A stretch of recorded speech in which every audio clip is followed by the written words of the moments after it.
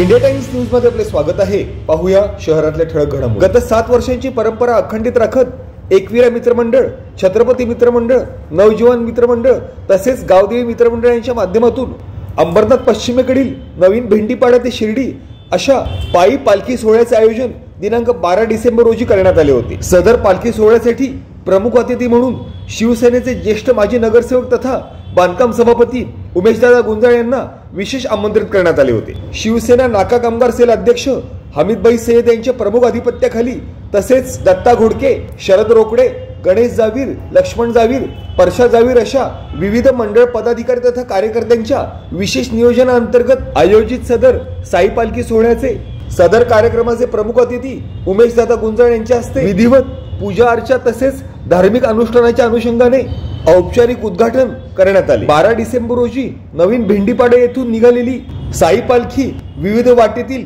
अनेक ठिकाणी विसावा घेत तब्बल 15 दिवसांच्या भक्तिमय अथक प्रवासाअंतर्गत तब्बल 27 तारखेला शिर्डी येथे साई चरणी लीन होणार असून सदर सोहळा निमित्त भंडाऱ्याचे देखील आयोजन करण्यात येणार असल्याचे साई भक्त हमीदभाई सय्यद यांनी यावेळेस स्पष्ट केले। सदर कार्यक्रमाचे प्रमुख अतिथी तथा माजी नगरसेवक तथा बांधकाम सभापती उमेशदादा गुंजाळ यांनी सर्व साई भक्तांना नवीन भेंडीपाडा ते शिर्डी या साईमय प्रवासाबद्दल विशेष शुभेच्छा दिल्या। एकविरा मित्रमंडळ, छत्रपती मित्रमंडळ, नवजवान मित्रमंडळ तसेच गावदेवी मित्रमंडळ यांच्या माध्यमातून सदर पालखी सोहळ्याचे प्रमुख अतिथी उमेशदादा गुंजाळ तसेच हमीदभाई सय्यद यांचा शाल तसेच श्रीफळ देत विशेष सन्मान करण्यात आला। तसेच उपस्थित मान्यवरांच्या प्रमुख उपस्थित नवीन भेंडीपाडा ते शिर्डी अशा साई पालखी सोहळ्याचे विधिवत पूजा अर्चना, महाआरती, महाअभिषेक अशा धार्मिक अनुष्ठान सोहळा संपन्न झाला।